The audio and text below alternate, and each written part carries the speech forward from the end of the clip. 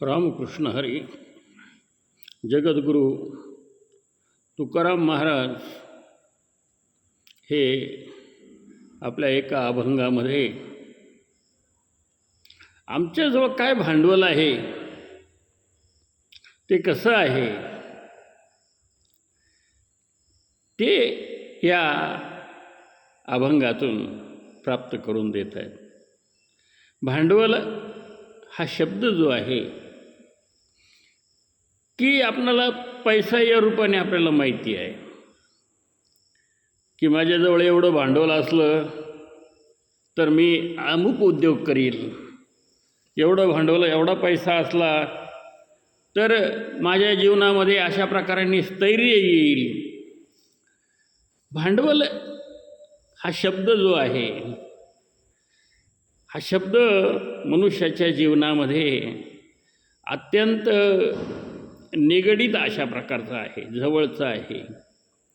आणि त्या भांडवलाशिवाय माणसाला काही करता येत नाही. भांडवल असेल तर तो जगामध्ये दिमाखाने मिरवू शकतो, दिमाखाने जगू शकतो. आणि म्हणून असं भांडवल कुठं उपलब्ध होईल, म्हणून त्याचा विचार तो करत असतो. तसं तुकाराम महाराज या ठिकाणी पैसा हा शब्द या अर्थाने ते घेत नाही. त्यांचं भांडवल वेगळं आहे.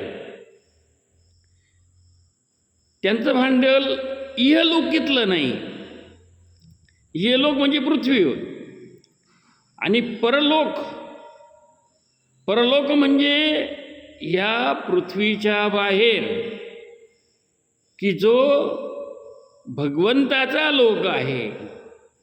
न तद्भासयते सूर्यो न शशांको न पावका यद्गत्वा ननुवर्तन्ते तद्धामं परमं. ते धाम आहे, तो स्वर्गलोक आहे, तो साकेत लोक आहे, भगवंत कृष्णाचा लोक आहे, वैकुंठ लोक आहे. असे अनेक लोक या पृथ्वीच्या नंतर आहे. शास्त्रज्ञांचा त्याचा शोध चालू आहे. परंतु हे जे भांडवल आहे, हे भांडवल तुकाराम महाराजांना पाहिजे आहे. ते कशासाठी पाहिजे, की त्यांना काही उद्योग व्यापार इथं मोठा करायचा नाही आहे. कारण की ते नाशिवंत आहे. सर्व काही धन कुबेराचे आहे आणि देह काळाचा आहे. म्हणून तुकाराम महाराज म्हणतात, आम्हाला कोणतं भांडवल पाहिजे आहे, तर आम्हा हेचे भांडवल. तुकाराम महाराज म्हणतात, म्हणो विठ्ठल विठ्ठल सुखे तरो भवनदी, संगे वैष्णवांची मांदी. बाकरांचे वाण सांडू हे जेऊ जेवण, न लगे वारंवार तुका म्हणे एर झार. तर तुकाराम महाराज यांच्या गाथ्यातील हा एक अत्यंत आणि अत्यंत सुंदर असं म्हटलं तरी चालेल, आणि साध्या शब्दामध्ये महाराजांनी ह्याचं वर्णन केलेलं आहे. साध्या शब्दात ते सांगतायत. असा हा साधा अभंग संत तुकाराम महाराज म्हणतात की आमच्याकडं, आमच्या घरी कोणतं धन आहे, ते तर आधीच म्हणतात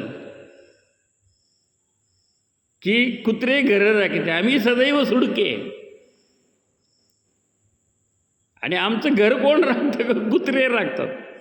सुडके म्हणजे घरात काही नाही,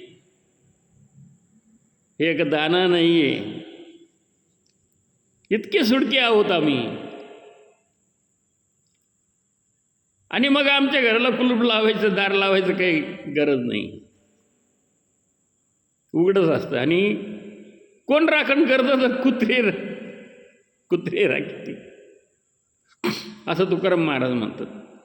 कारण की त्यांना पैसा या धनाची गरज नाही आहे. तेव्हा ते म्हणतात, आमच्याकडं धन आहे, ते कोणतं आहे? ते संपत्ती किंवा वैभव नसेल तरी विठ्ठल हेच आमचे खरं भांडवल. म्हणून आम्ही अखंड भगवंताचा, विठ्ठलाचा जप करत असतो. विठ्ठल विठ्ठल विठ्ठल विठ्ठल. जागृती सोपनी पांडुरंग. संत सज्जन आणि वैष्णव भक्तांच्या सहवास लाभला तर संसाररूपी भवसागर सहज पार करता येतो, असं म्हणतो. संत संग हे जीवनाला योग्य दिशा देणारं असं साधन आहे.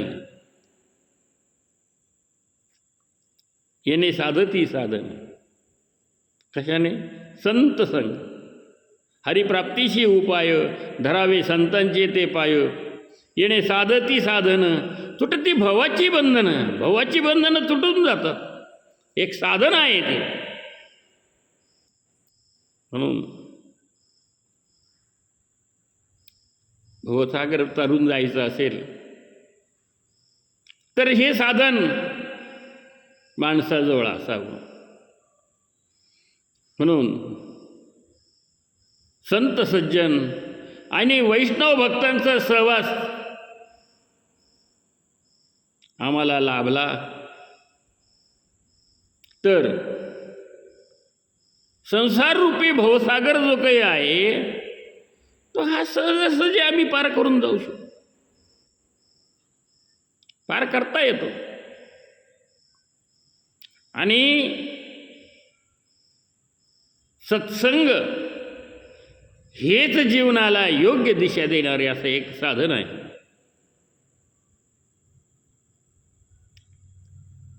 इथे बाकराचे वाण म्हणजे निरर्थक असं आहे.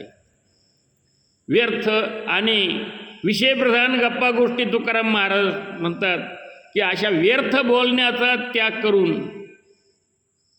हरिनामाचे अमृतरूपी अन्न आम्ही ग्रहण करू, महाराज म्हणतात. ज्याच्यामुखी सतत सदैव अखंड त्याला म्हणता येईल हरिनाम आहे. आणि जो सतत सत्संग करतो त्याला पुन्हा पुन्हा जन्म मरणाच्या फेऱ्यात पडावे लागत नाही.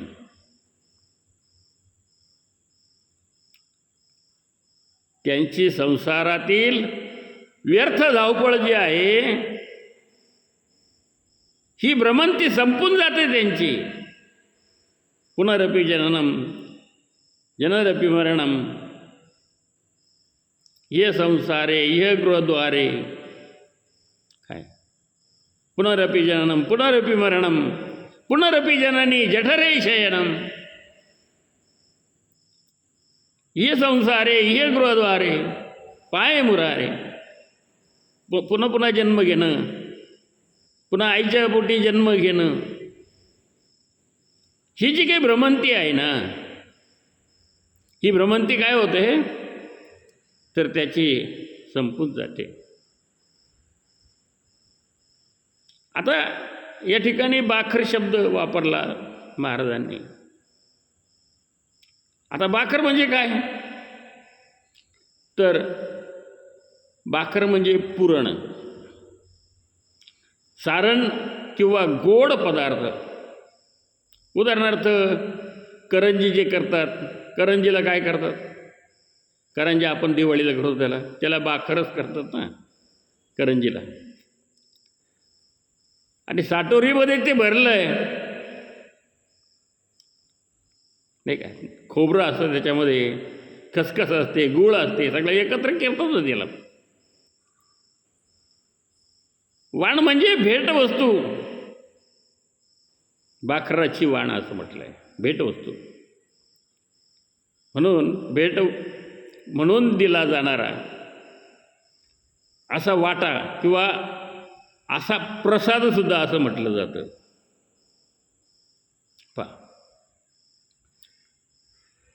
आता अभंगातील काही संदर्भ आहेत. तो संदर्भ आपण महाराजांनी कसा केला ते पाहू. संत तुकाराम महाराज या अभंगामध्ये बाखराचे वाण सांडू हे जेवण न लगे वारंवार तुका म्हणे येरझार. याचा अर्थ असा की प्रापंचिक किंवा संसारिक सुखाचे बाखराचे वाण हे प्रलोभन सोडून आम्हाला केवळ विठ्ठलाच्या नामाचे गोड नाही का जेवण जेवायचे आहे. थोडक्यात या वाक्प्रचाराचा अर्थ संसारिक मोह, माया किंवा गोड पदार्थाची आसक्ती सांडून ईश्वर भक्तीत मग्न होणे असा लावलेला आहे. म्हणून ह्या गोष्टी सोडून द्यायच्या आहेत आणि या गोष्टी सोडून देऊन विठ्ठल विठ्ठल सतत म्हणत राहा, नामस्मरण चिंतन करत राहा. तुम्हाला त्यातून परलोकाचं जे साधन आहे, मोक्षाचं जे साधन, मुक्तीचं जे साधन आहे, पुन्हा जन्म नाही रे अनिक तुका म्हणे माझी भाक. मग कुठल्याही योनीमध्ये जन्माला तुम्ही येणार नाहीत. आणि जरी जन्माला आले तुकाराम महाराज जन्म हो का भलते याती, कोणत्याही यातीमध्ये मला माझा जन्म होऊ दे, पण परी न चुको हरिभक्ती. हरिभक्ती मला प्राप्त व्हावी, हरिभक्ती मला मिळाली पाहिजे असं तुकाराम महाराज या ठिकाणी या अभंगातून आपल्याला अभिप्रेत करत आहेत. रामकृष्ण हरी, रामकृष्ण हरी. जय जय विठ्ठल विठ्ठल विठ्ठल. हरिओम तत्सत. नमो भगवत.